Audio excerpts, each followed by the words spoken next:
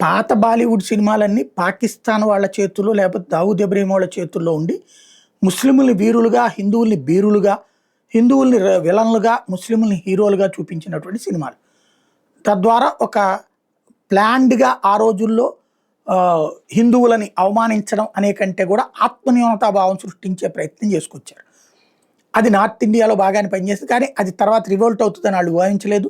Revolt అయిన తర్వాత కొట్టే దెబ్బకి దావూద్ ఇబ్రహీం పారిపోయి దేశం దాటి తలదాచుకున్నది చూస్తున్నాం.